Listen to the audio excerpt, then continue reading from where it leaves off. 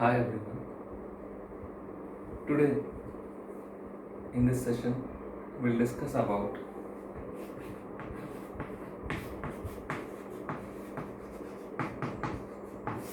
leukemia prognosis and treatment. So there are various types of leukemia which we have seen in the previous classes: ALL, AML, CLL and CML.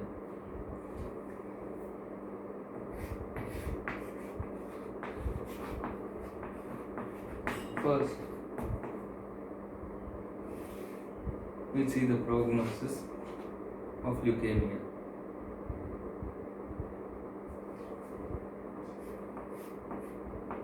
Coming to ALL, acute lymphoblastic leukemia. The prediction of disease course in this ALL can be having favorable prognostic factors and even unfavorable prognostic factors. Now let us see what are the favorable prognostic factors for ALL. Acute lymphoblastic leukemia is one of the most common cancers which occurs in childhood in susceptible individuals. So the favorable factors is one among these favorable factors is age. So age 3 to 9 years can be mostly curable. So children with AML ranging within the age group 3 to 9 years is one among the favorable factors. And also the WBC count at the time of diagnosis, if it is less than 25,000 per microliter and hyperploidy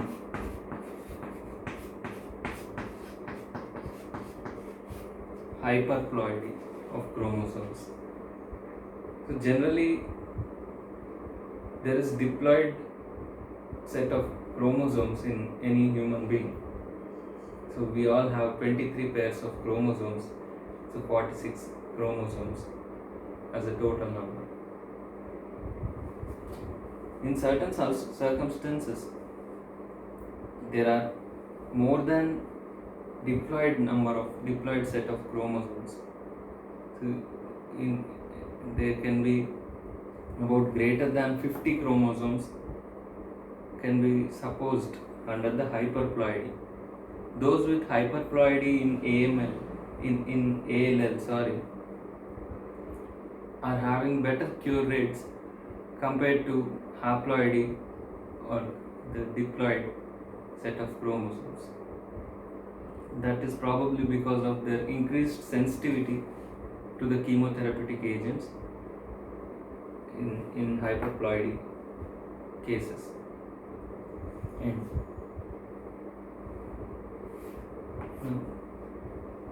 if there is no CNS disease at the time of diagnosis, it is also considered as a favorable factor. No CNS disease at the time of diagnosis. And there are even unfavorable factors.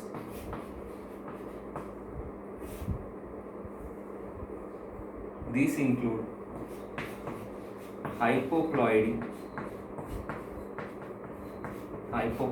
less than diploid set of chromosomes,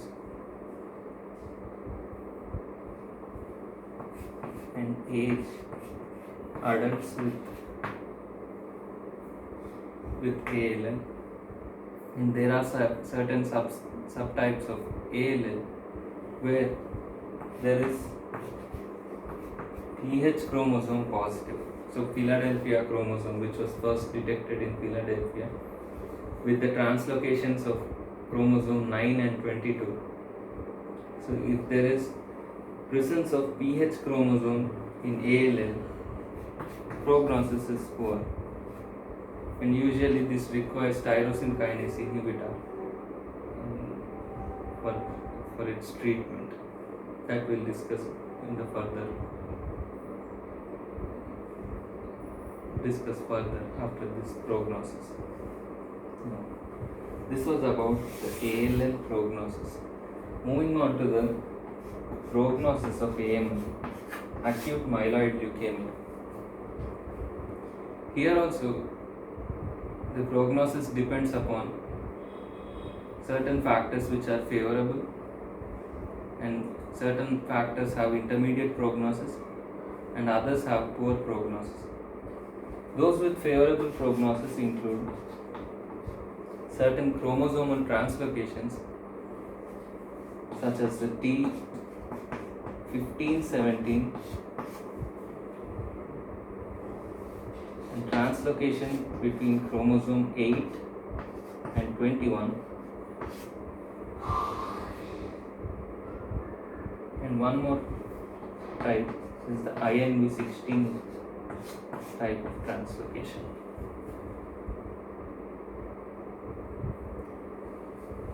Intermediate prognosis is with normal karyotype.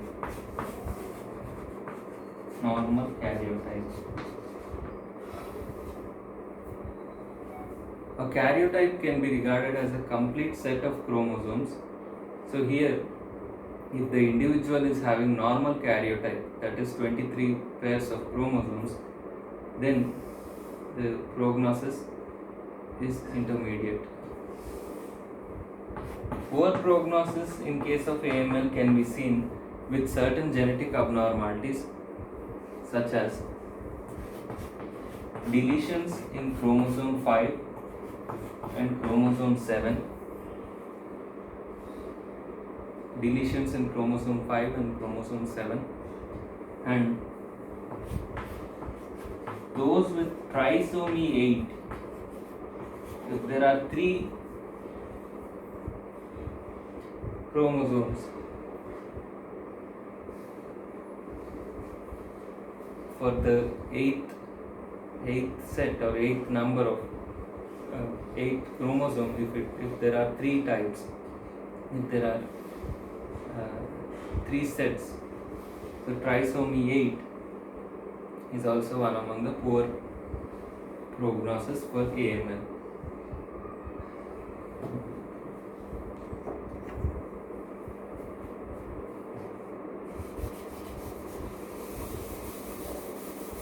Prognosis of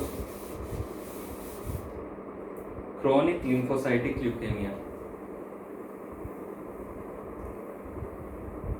Chronic lymphocytic leukemia can be classified clinically based on the Rai and Bennett staging, as you have learned. According to the Rai staging, if Rai stage is 0 to 2, then the survival which is predicted may range from 5 to 20 years.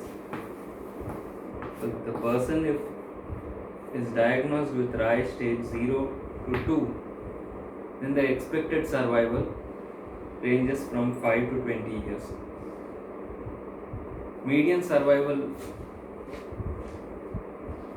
span is about 10 years, and it may range from 2 years to greater than 20 years in some of the individuals. And this CLL prognosis depends upon 2 features. Those include the leukocyte doubling time and certain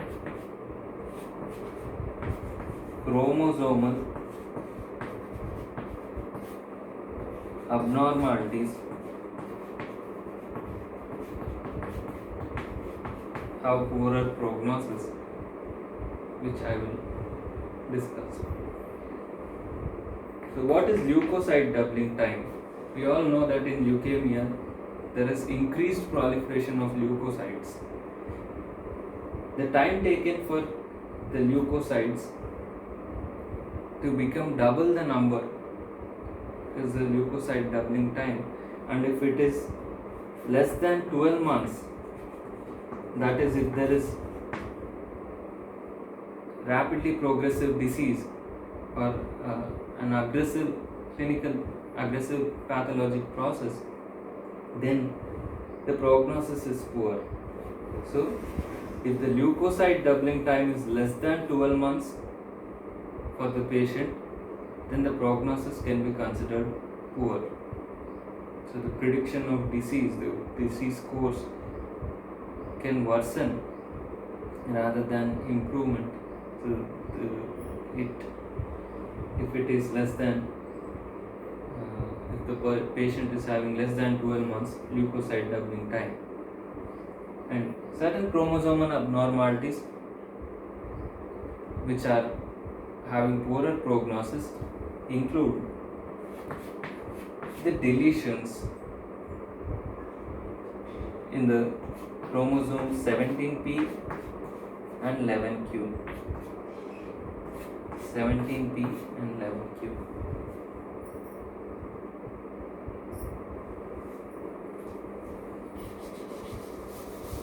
Coming to the prognosis of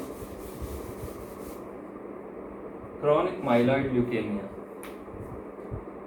The prognosis was poorer before the advent of tyrosine kinase inhibitors for chronic myeloid leukemia.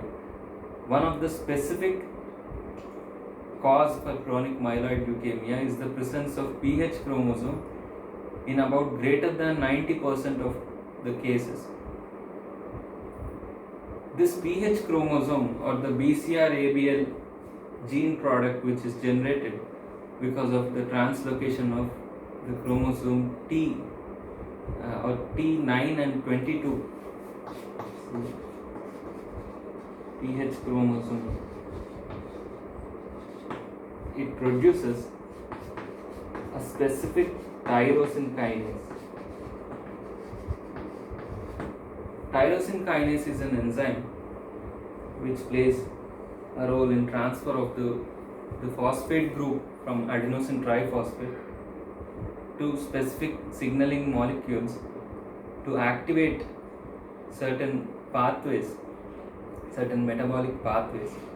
So this PH chromosome produces a specific set of tyrosine kinase enzymes which play a role in leukemogenesis or which increase the disease course of leukemia. So to block the tyrosine kinase, drugs can be used, and if the tyrosine kinase inhibitors are used in the chronic phase, that is within 5 years of diagnosis, within 5 years of the chronic phase diagnosis, mainly we have 3 phases: the chronic phase, myeloproliferative phase, and the blast crisis. So if the patient is diagnosed with chronic phase, within the first 5 years of diagnosis, if tyrosine kinase inhibitors are used, so tyrosine kinase inhibitors such as the tinibs, the drugs with the name with the suffix tinin, imatinib, dasatinib are some of the examples. If these drugs are used, then there is greater than 90% survival. Greater than 90% survival if the tyrosine kinase inhibitors are used, that too in the chronic phase. This is one of the prognostic feature of CML.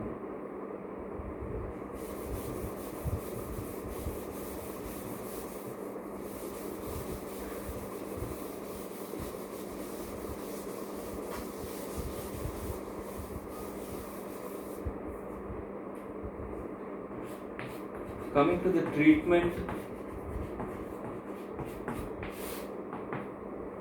of leukemia.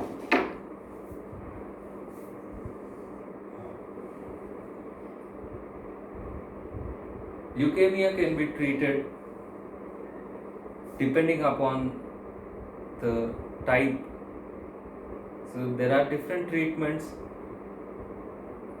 for the specific type of leukemia, whether it is acute, whether it is chronic, it's myeloid type or it is lymphoid type. So it depends upon that. The treatment is mainly, if it is detected in the early stages, treatment can be curable. If it is detected in the late stages, and mostly in case of the chronic leukemias, palliation or palliative therapy can be given rather than the curative therapy. That is with an intent to reduce the signs and symptoms or relieve the signs and symptoms, relieve pain associated with the disease, and to prolong the lifespan or to improve the quality of life for further years. But completely the disease cannot be cured in case of the chronic phases or if it is identified in the late stages.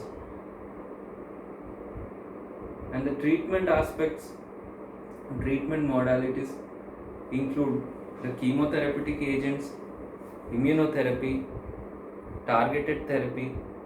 In case of acute leukemias, stem cell transplantation can be used, which is rare, but stem cell transplantation is also one of the treatment options. Yes. So we'll move on to the treatment of acute lymphoblastic leukemia. Acute lymphoblastic leukemia can be treated with chemotherapy,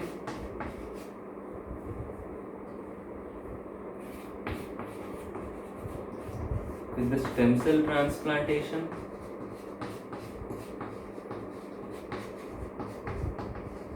stem cell transplantation can be the successful treatment option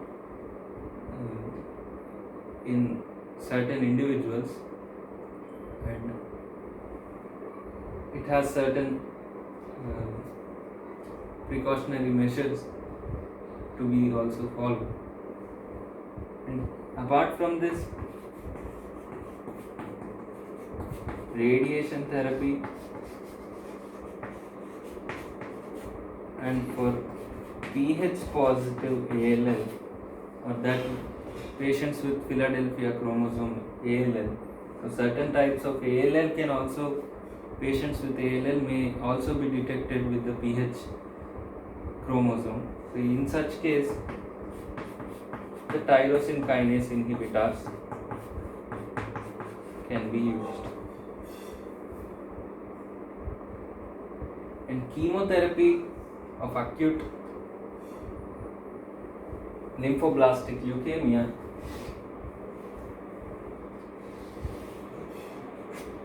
chemotherapy of acute lymphoblastic leukemia can be of various types, of various strategies. So it includes induction chemotherapy regimens, it includes consolidation and intensification.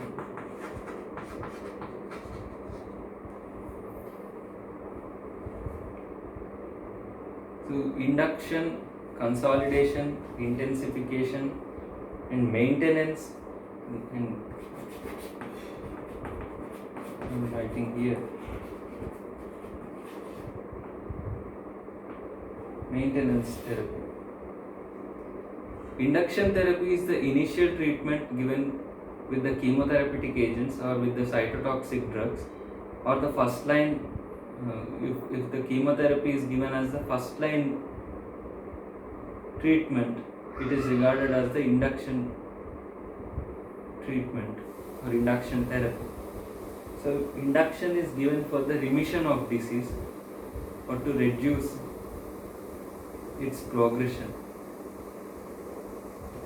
So induction therapy includes the combinational chemotherapeutic agents for ALL. So that is with just let me cover all these. So among the chemotherapy induction treatment regimens includes the combination of corticosteroids with an anthracycline drug, one of the cytotoxic agent, and with a vinca alkaloid, the vincristine. So among the corticosteroids, dexamethasone or prednisone, in addition with the anthracycline agents, the daunorubicin,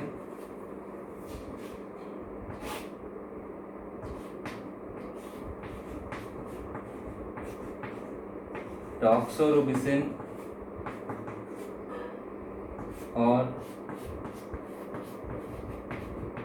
idarubicin with vincristine, a vinca alkaloid, which is a microtubule binding agent which blocks the microtubule component of the cancerous cells of the cells. Thus, it prevents mitosis, it prevents the cell movement and interferes with the pathogenesis. So it's a microtubule binding agent. In doxorubicin, daunorubicin or idarubicin are examples for anthracycline drugs.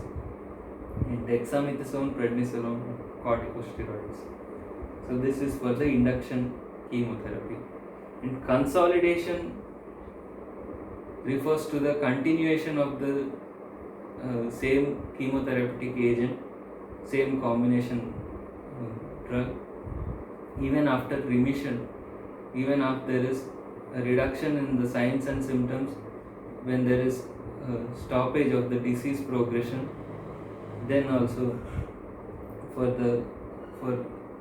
if the treatment is continued with the same agent, it is regarded as consolidation therapy. So for ALL, after induction regimen, once the remission is achieved, post remission, consolidation therapy can be preferred to prevent further relapse or to prevent further regrowth of the cancerous cells after remission.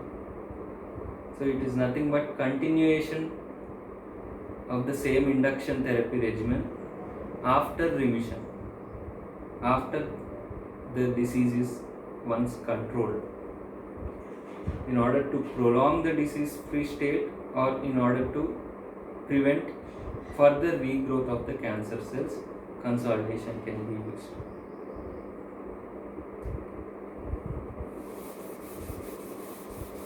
Even the drugs with different mechanisms of action can be given in the consolidation or intensification therapy for the continuation of remission. Intensification is nothing but switching over another drug other than the induction regimen. If one more drug, if the induction regimen is stopped and a newer agent is added after remission, post-remission treatment with a newer drug is regarded as the intensification therapy. So after the induction, either consolidation therapy or intensification therapy with same agent or different drug can be the treatment choice. And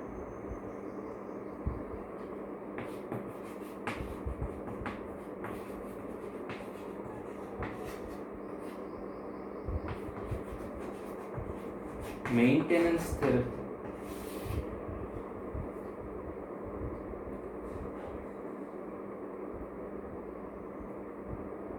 Once after the there is disease free state, once after the either induction therapy regimen, then after the consolidation or intensification regimen, for about 2.5 to 3 years, maintenance treatment can be given with certain agents. It can be given monthly, weekly, daily, or 5 days a month regimen can also be given with certain drugs. So let us see.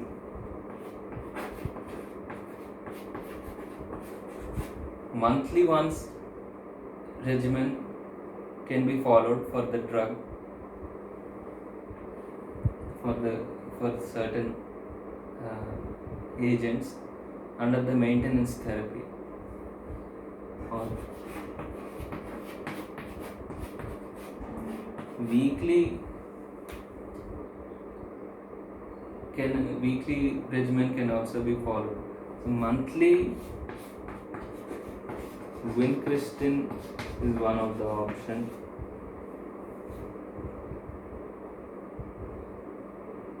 Weekly methotrexate, the folate antagonist, which is used also for other systemic diseases, not only cancers. For even the rheumatoid arthritis, it is a treatment option. So weekly methotrexate and daily 6 mercaptopurine. So MP is mercaptopurine. So 6 mercaptopurine daily regimens and 5 days a month steroids, corticosteroids is also one of the maintenance treatment option. So this is about the treatment for ALL.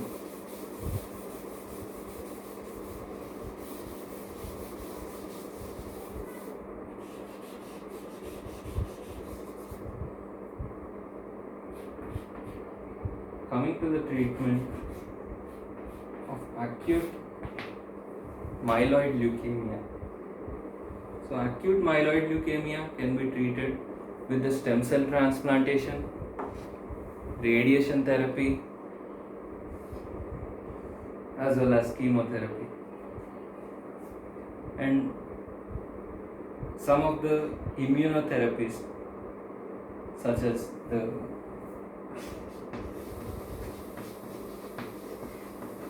gemtuzumab, ozogamycin. This is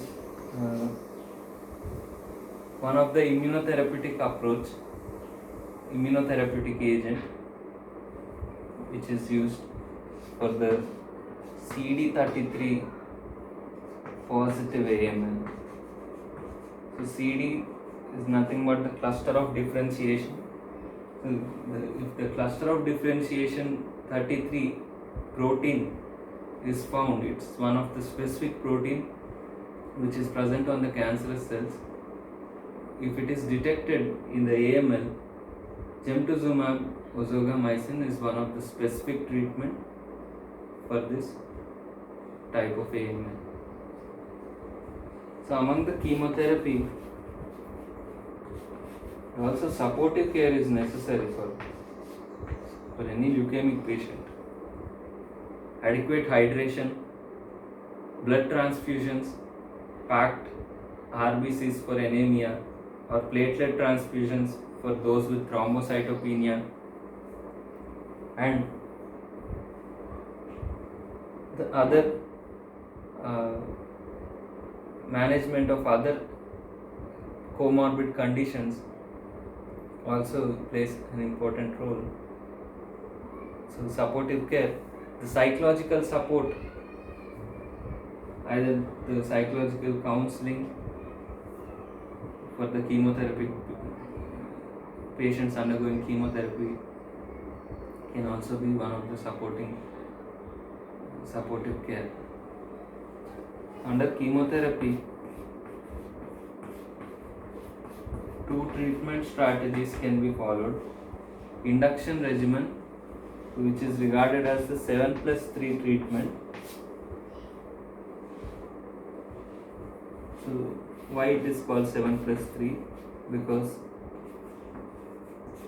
for AML, preferred treatment regimen is the administration of cytarabine IV infusion, continuous IV infusion of cytarabine for 7 days,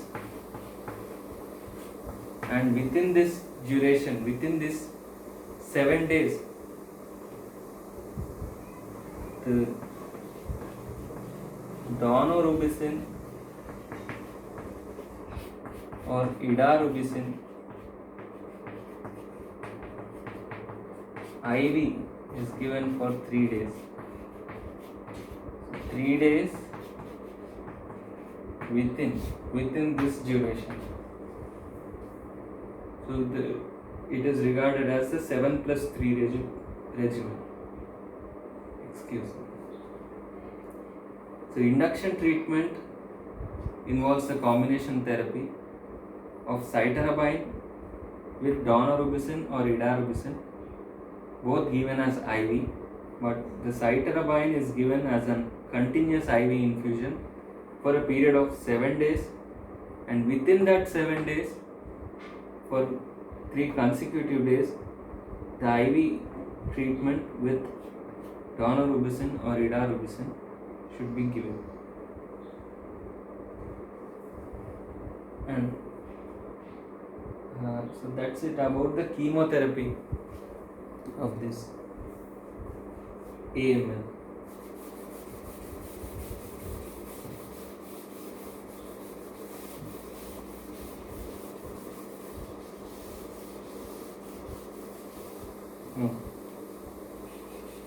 Moving to the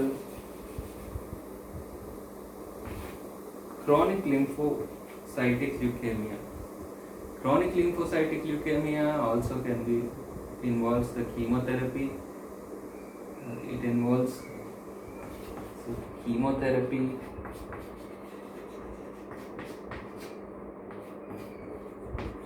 targeted therapies, and radiation, and also supportive care for the CLL.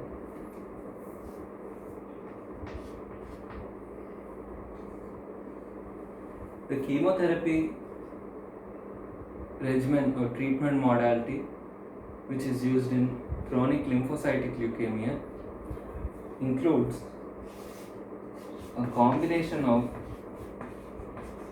fludarabine plus an alkylating agent.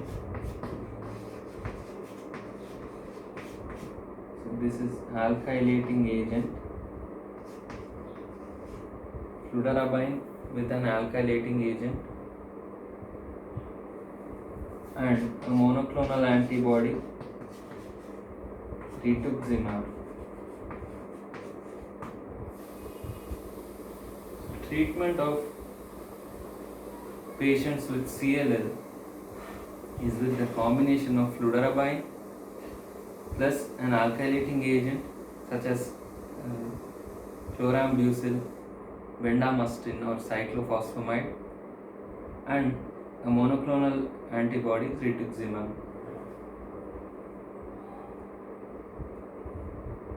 And the immunotherapies can also be the option. So immunotherapy. Also, in case of the acute lymphoblastic leukemia, immunotherapies can be given. So here also the immunotherapy or even the tyrosine kinase inhibitor, the imatinib, can be the treatment option mainly for the relapse, or a TK inhibitor.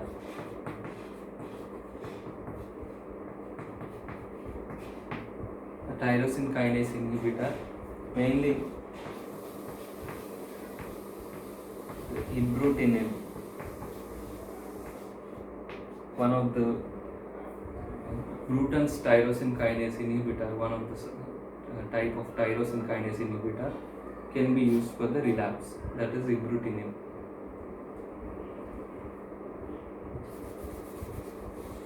And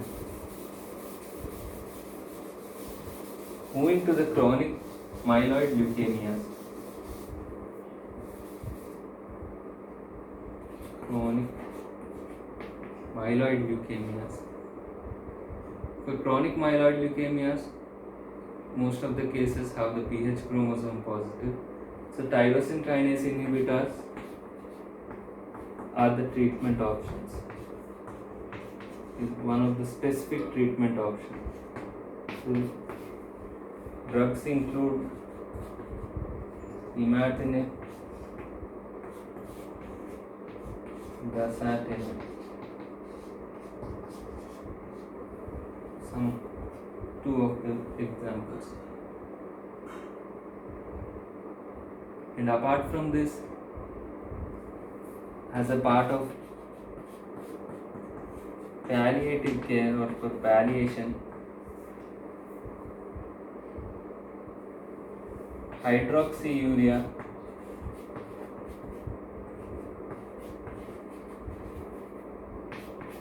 or busulfan can be the treatment options for palliative care.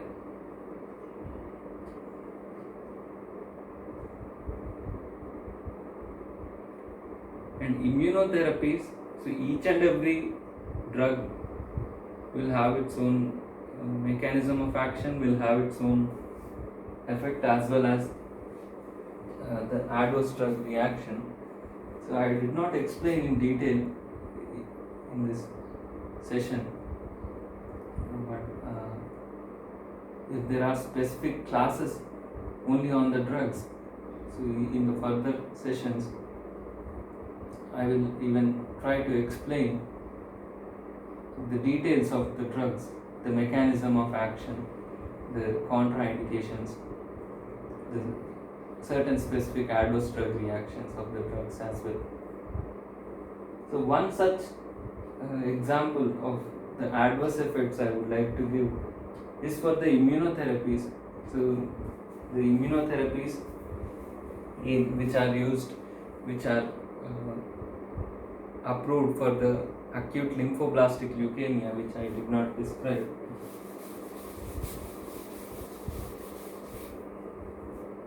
The blinatumomab,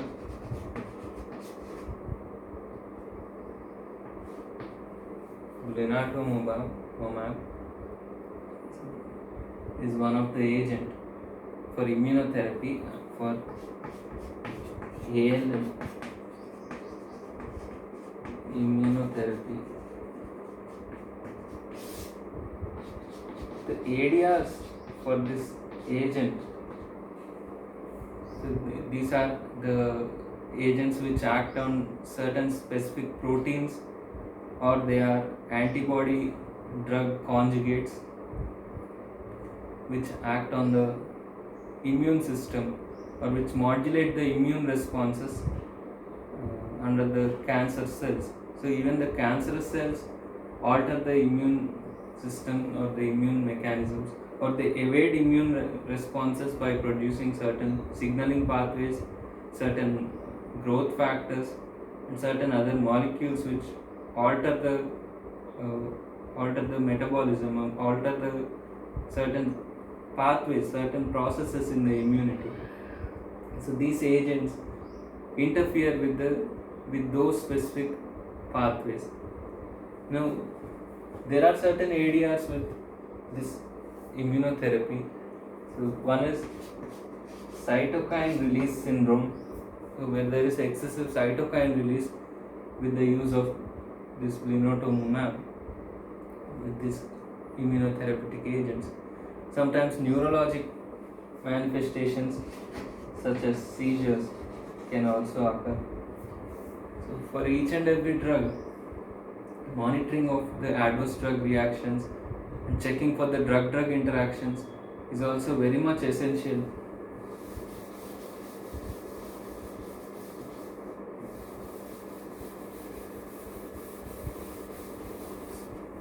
So in this session,